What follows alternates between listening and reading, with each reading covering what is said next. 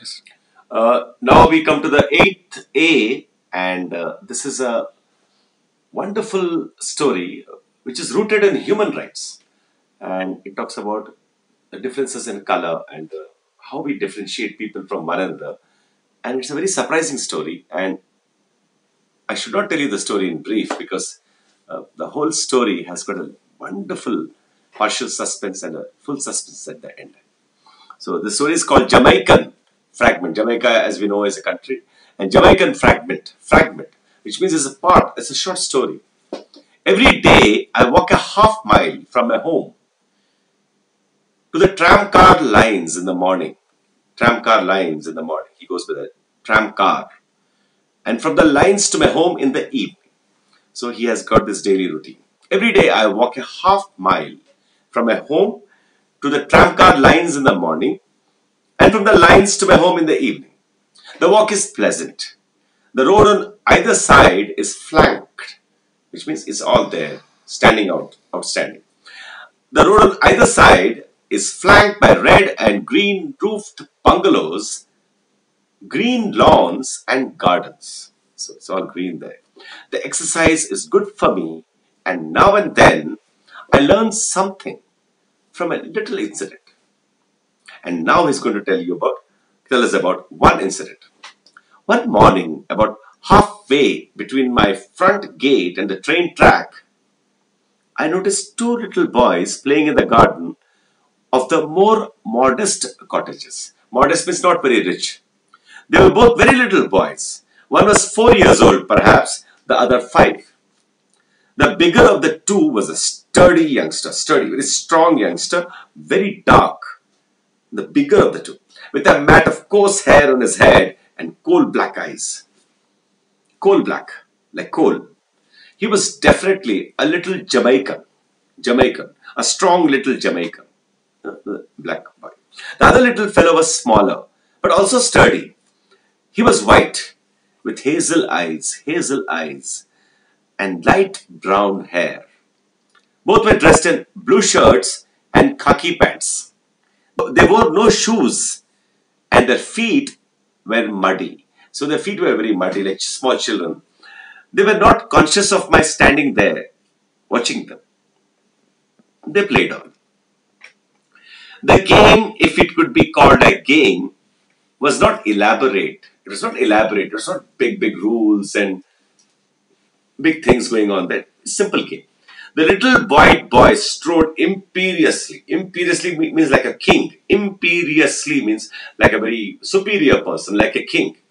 The little white boy strode, which is walked with big steps, strode imperiously up and down, and every now and then shouted imperiously at his bigger playmate.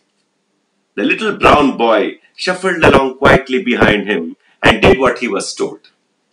So that's the game they're playing. The white boy is giving him instructions in a very superior way. And the older black boy is following the instructions.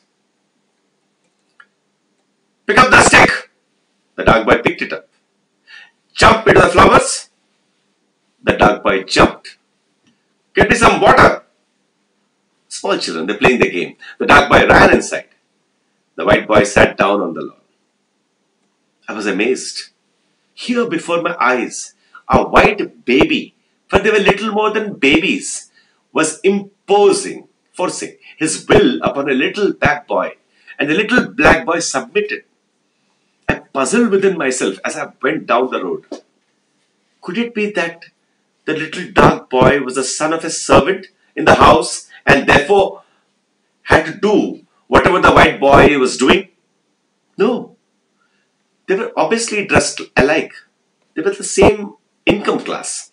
The little dark boy was equal class with his playmate. No, they were playmates.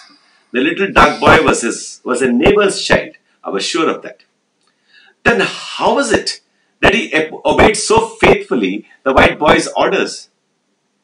So he was very surprised.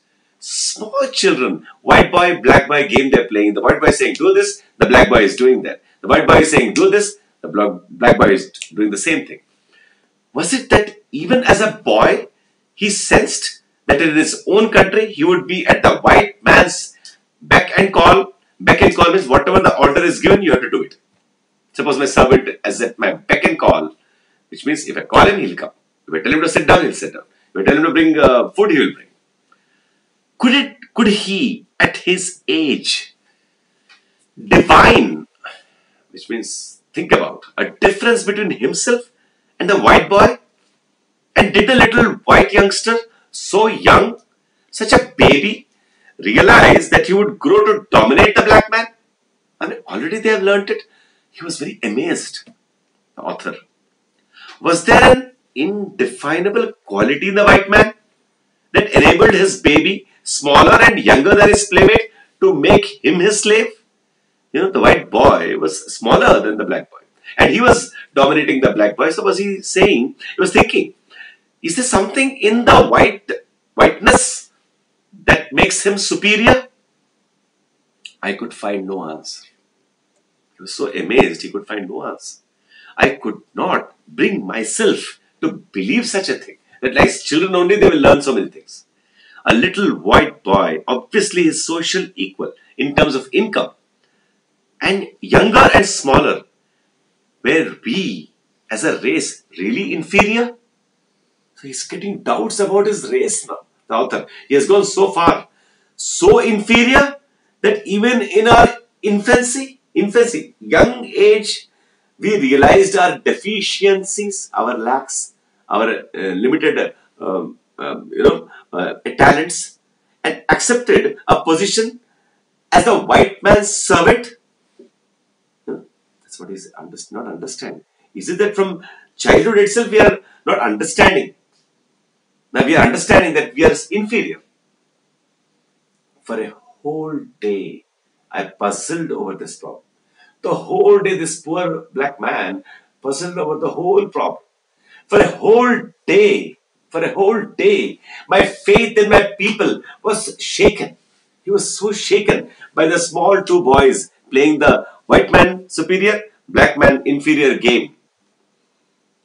When I passed by that afternoon, the little boys were not there. That evening, I thought deeply on the subject.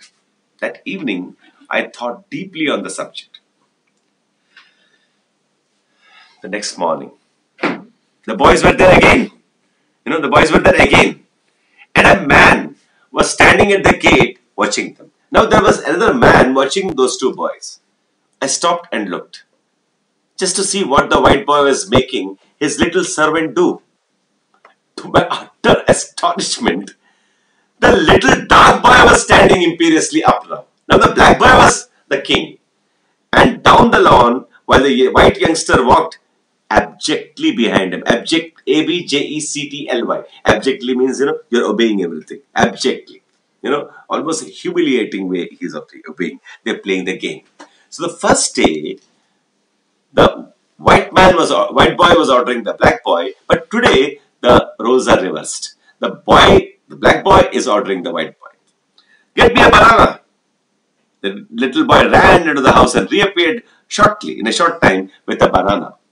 Peel it for me. Peel it. Remove the cover. The little white boy peeled the banana and handed it to his dark master.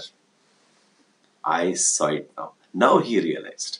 The author was so disturbed, but now he's very happy. I saw it now. It was indeed a game. It's just a game. A game I had played as a child. Each boy took it in turn every alternate day to be the boss, the other the slave. One day he was the boss, the other the slave. The next day this guy was the boss, the other was the slave. There was no black-white issue at all. It had been great fun to me as a youngster. I smiled as I remembered. So he was so happy, the author, because he had lost the faith in the humanity. I looked at the man standing by the gate. He was a white man. I remembered what I had thought yesterday. He, no doubt, I thought to myself, was wondering if the black race is superior to the white. Now, the author says, this white man is looking at those two boys. What must he be thinking? A black boy ordering a white boy? The white man must be thinking, my goodness, the black people are going to rise, rule the world, make the white people inferior. I laughed gently to myself. How silly grown-ups are. How clever we are. How wonderfully able we are to impute means put deep motives to childish actions. When we see a child, we think so much unnecessarily. Okay, this man, I said to myself, will puzzle all day on whether the blacks will rise and rule the world because he thinks he sees a little black boy realizing at a tender age his superiority over the white. Let's look at the sentence. This man, I said to myself, will puzzle all day on whether the blacks will rise and rule the world because he thinks he sees a little black boy realizing at a tender age his superiority over the white. I will save him his puzzle. So he says, I will save him his puzzle. I will explain to him, and I went across to him. I know what you're thinking, I said. You are thinking that maybe the black race is superior to the white because you just saw the little dark youngster on the lawn ordering the little white boy around. Don't think that. It's just a game they are playing. So the author says to him, he's worried about the white man thinking that, the black people are feeling superior to the white and all that. Alternate days, one is the boss, the other the servant. It's a grand game. I used to play it and maybe so did you. Yesterday I saw the little white boy bossing the dark one, the dark boy. And I worried all day over the dark boy's realization of his inferiority so young in life. We are silly, we grown-ups, aren't we? We are silly, we grown-ups, aren't we? The man was surprised at my outburst. The author had, burst out. He looked at me smiling. I know all about the game, he said. The boys are brothers, my sons.